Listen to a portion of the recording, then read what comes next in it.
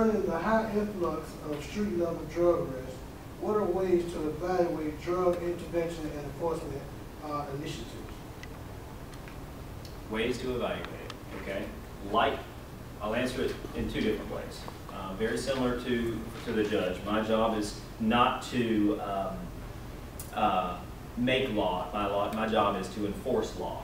Okay, so I've got to be very careful because nowhere in my job description nor the sheriff's job description she can lobby for laws, but the legislature makes the laws. Okay, I don't make the laws, I enforce what's on the books.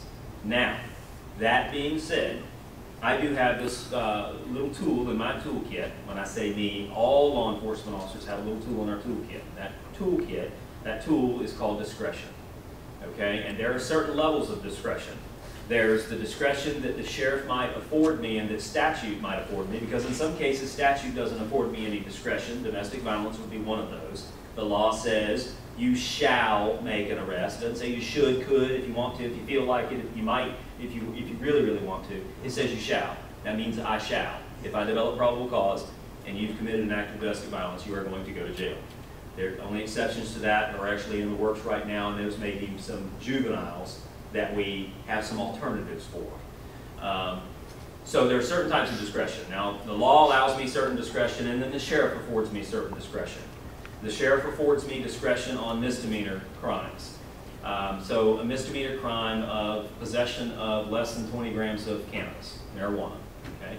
On the roadside, a deputy sheriff or a police officer in Alachua County has the discretion to make a decision on how they want that case to move forward. Okay? Does it mean that we ignore it? Nope. Doesn't mean we ignore it. Can't ignore it. Okay? Ignoring it's not an option.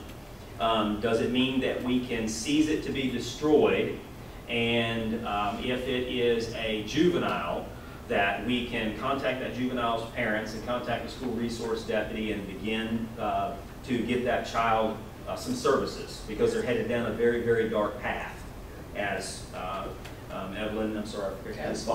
Fox mentioned earlier. They're headed down that pipeline of the point of no return.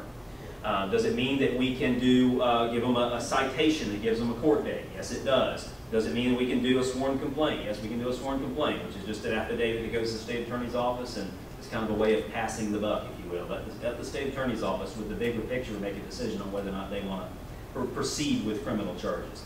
Or we can effect an arrest. And it's up to the deputy or police officer at that time to consider everything and consider the value and the need and the justification for taking that person's freedom away at that particular moment. Okay, and I'll give you an example. If it's a Saturday night in Alachua County after a home football game, okay, I don't have a magic deputy maker. We only have a certain amount of deputies that are out in the county to answer very, very serious calls for service. Oh my God, somebody's lying out in the parking lot bleeding. They just got stabbed. Pretty doggone serious. Deputy yelling for backup over here because he's being attacked in the ditch, rolling around in the ditch. All not uncommon occurrences, by the way, on football game nights. So if one of my deputies comes across someone who's otherwise cooperative, okay, and they have a misdemeanor amount of cannabis in their possession, and that deputy were to choose to take that person to jail at that particular moment, arguably, that's not a very good use of our resources. That is not good, sound judgment decision making. That further restricts, not only does it make the job more dangerous for every other deputy and police officer that's out there that may need them for backup, it also makes the entire county more dangerous, if you will, because that's one less resource that's available. For every time we effect that arrest, it's a trip to the jail, out there booking the person in. From the time at any given place in Alachua County, unless it happens at Waldo and 39th, you're talking about an hour to an hour and a half. That police officer is going to be out of service. So when you call 911, and that is the police officer that was assigned to your geographic area, they're not coming. They're out of the jail.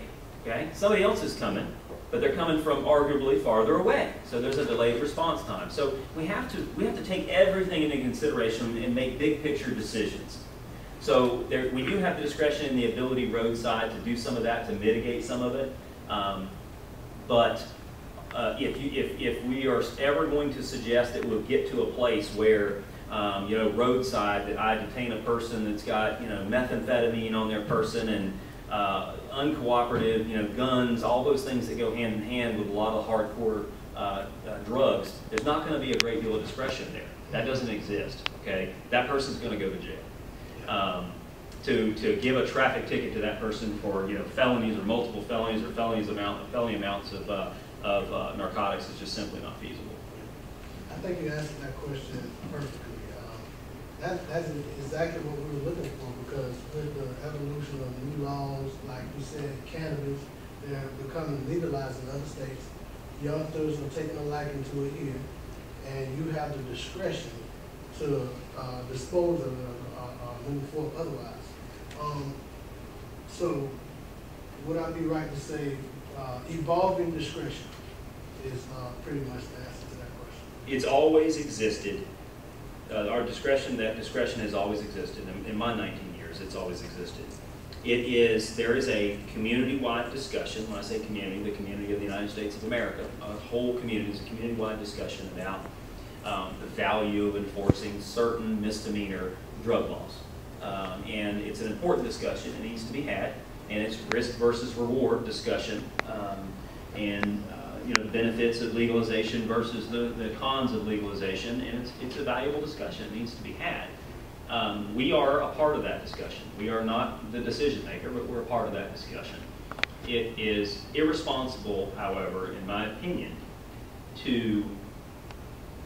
I can be careful about how I say this, because there's a lot going on in the community right now. Many have watched the county commission meetings and that sort of thing, so I'll be very careful about how I say it. It is irresponsible for the sheriff to pick and choose what laws she wants to enforce. That is irresponsible. Trust me, you do not want a sheriff that says, enforce this but don't enforce that. If it's on the books, you want your sheriff's office and your police department to be out there enforcing it. If we don't like it on the books, let's change it. Change it. Take it off the books. But don't expect a law enforcement administrator, an elected sheriff, don't hold them hostage, don't threaten them, and don't expect them to pick and choose, you know, what they believe in. You don't want a sheriff that does that. I've never believed, this is soapbox a little bit, but never believed it really matters whether your sheriff is a Democrat or Republican. Does it? Does it really? Do their political views really matter? What's their job? To enforce the laws that are on the books. So, you know, the other stuff is just intangible. I want the man or the woman who is best suited to keep my family safe. That's my family. I want my family safe. So, you know, their other views are really irrelevant. So I don't want them to commingle, you know, enforce this but don't enforce that. I don't want that in my elected official. Make sense? Yeah, that makes a lot of sense. I totally agree with you also about keeping the family safe. My last, right now, a lot to say, because I'm This is huge. This is a huge opportunity. I mean, we got to have more of this. The last panel question is, have you found ways to reduce racial profiling and unfairness without advocate costs? Yes, there are ways to reduce racial profiling. And the first way is for uniformed law enforcement officers, professionals like myself, consider myself a professional, to admit that it takes place. That's number one. That's first and foremost. It does happen. Okay, it'd be irresponsible to say that that doesn't happen. The second thing that we can do to reduce racial profiling is, like Ms. Fox mentioned, and that's to increase and demand cultural diversity training. I attended an academy. It's part of the state curriculum for law enforcement officers. To become a law enforcement officer, you have to take human diversity. It is an ongoing part of what the Criminal Justice and Standards and Training Commission orders all sworn law enforcement to take cultural diversity, and I think we take it every other year. The sheriff, of course, has the discretion of ordering more and conducting more training. We can do it through education. This is the way we do it right here, by interacting. You understanding my position and my experience, and me understanding your position and your experience. This reduces racial profiling. We can also do it by holding, you know, our police officers accountable. Sheriff Darnell has a long track record here in Alachua County, and you know, of holding people accountable. She has fired a bunch of folks, you know, for a variety of reasons. Untruthfulness. You're not going to retain your job at the Alachua County Sheriff's Office if you're caught lying at the Alachua County Sheriff's Office. Racial incidents of racial profiling. Yeah, you're going to lose your job over that one, and rightfully so. I want to preface all of that though by educating a little bit further. if you don't mind, if I could just take it just one step further, there is a lot of confusion between racial profiling and criminal profiling.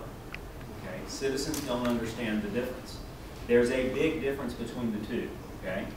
Racial profiling, or what we commonly refer to in the law enforcement community is bias-based profiling. Profiling for any biased reason, gender, religion, sex, race, of course. All of those are bias-based reasons that are prohibited. Okay? So bias-based profiling is bad. Criminal profiling, on the other hand, is good. We train our police officers and our deputy sheriffs in how to criminally profile. That's how to pick out and determine, with some reasonable expectation of success, of who's committing a crime and who's not. Okay? I'll give you an example. This is a real-world example from me. Okay? Because I rely on my experience to kind of tell the story. Rental cars. Okay? Do rental cars commonly come with window tint? Anybody? Do they? No. They don't, do they? Most of the time they don't. Very, very few exceptions maybe, but most of the time they don't. I was taught in criminal interdiction school, if I come across a rental car on the interstate between the hours of blank and blank, and it has window tint, this is a clue. We catch the dumb criminals, not the smart ones, right? Thank God most of them, when I say dumb, thank God most of them just aren't really good at what they do, or we wouldn't catch them. And I see window tint on a vehicle, that's an indicator of criminal conduct. It doesn't mean that person's a criminal, but what it means is there's a high likelihood they rented a car and then put window tint on it. So why would we do that? Okay? So I would look at those vehicles, heavily scrutinize them, run the tags, check their speed, all of those things that are necessary to make sure they're doing what they're supposed to be doing, and if they weren't, I would pull them over. Reasonable suspicion for the stop. Okay? I criminally profiled that person. And in one of those instances, we would do this as a matter of routine, and in one of those instances, the young man was an African American. And the first thing that he accused me of was racially profiling. Okay? Do you know that we had to take that car, which was seized for a very short period of time as evidence. We had to take that car. We had to have a person sit behind that window at the exact same time of day that I stopped them in order to prove that I didn't racially profile that person. I had no idea. I couldn't even tell how many people were in the car. The window tint was limousine tint. I had no idea what color of skin he was, male, female, or how many people were in there. But it didn't stop the complaint of racial profiling. What I did was right. I criminally profiled. What I was accused of was wrong. So there's a big difference between criminal profiling and racial profiling, and we, law enforcement, has to educate the public. That one's right, one's good sound police work, one's very, very bad. That water real quick. I need a battery switch too. Of arrest of African Americans in Alachua County, it's really offbeat. Well, we are only 20%, 23% of Alachua County are African Americans, when over close to 90% of the arrests are African Americans. That's racial profiling to me. I mean, the people that call us, and I don't know about other people in this room, but I do know if we have 20% of the population of Alachua County and close to 90%, we have one of the highest arrest percentage in the state of Florida of African Americans. If that is not racial profiling, and I'm sure all of us don't have tinted windows. We get calls from people who get off at 1 and 2 o'clock in the morning. They are stopped by the sheriff's department 5, 6, sometimes 10 times a month. The same person that tells, officer, I'm just getting off of work. I used to stop the same person over and over and over. And the other thing, you talked about the bad cops, and I'm glad you talked about racism, because you do have some bad cops. I don't care where we are, everybody's not good in any organization, especially in law enforcement. We do have some bad cops in Alachua County. And we have to admit that, and we have to root them out, because they are making all the other law enforcement people in Alachua County, Gainesville look absolutely bad. So there are,